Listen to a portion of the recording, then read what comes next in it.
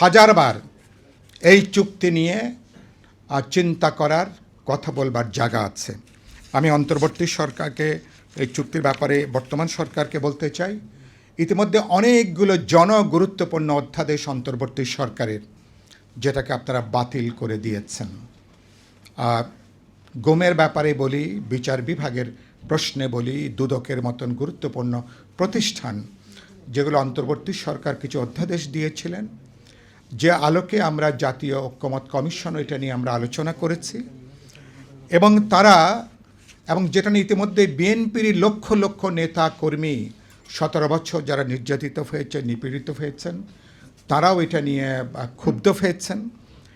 BNP কোন বিবেচনায় এই অধ্যাদেশগুলো বাতিল করলেন জানি না, কিন্তু এটার ভয়াবহ একটা নেতিবাচক প্রতিক্রিয়া কেবল সংসদের ভেতরে না, সংসদের বাইরে বিএনপির লক্ষ কোটি মানুষের সমর্থকদের মধ্যে যেটা দেখা দিয়েছে। বিএনপিরা নিশ্চয়ই বিবেচনা করবেন।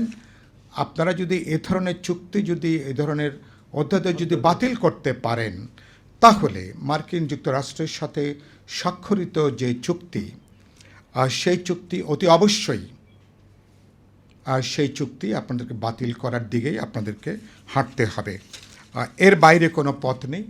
কারণ মার্কিন যুক্তরাষ্ট্রের সাথে এই চুক্তি করার অর্থটা হচ্ছে আমি আমার যেটুকু স্বাধীনতা, যেটুকু সার্বভৌমত্ব, যেটুকু জাতীয় মর্যাদা, জাতীয় সম্মান, এই চুক্তির পরে বাস্তবে সেটা অবশিষ্ট থাকবে না। আমরা জাপান বলি, ইউরোপিয়ান ইউনিয়ন বলি, বা আমাদের অন্য কোনো ডেভেলপমেন্ট পার্টনার যারা আছেন, তারাও এরপরে একই ধরনের শর্ত আরোপ করতে চাইবেন যে মার্কিনীদের সাথে যদি আপনারা এই ধরনের চুক্তি করতে পারেন, তাহলে আমাদের সঙ্গে নয় কেন?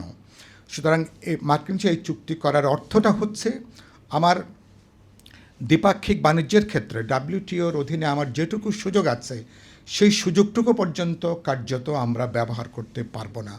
ফলে আমার অর্থনীতি, আমার বিনিয়োগ, আমার বাণিজ্য, আমার শিল্প, কৃষি, ব্যবসা, আমি কার কাছ থেকে অস্ত্র কিনব, সেটা পর্যন্ত এখন বলা হচ্ছে।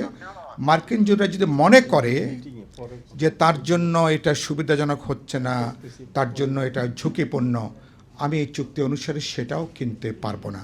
তার মানে রাশিয়া আর চীন সহ অন্যান্য দেশের সাথে আমাদের যেটুকু সামরিক সহযোগিতা, এই চুক্তি অনুসারে সেই সহযোগিতা পর্যন্ত এখন এটা অন্যায়, অপরাধ হিসাবে এটা কিন্তু বিবেচিত হবে।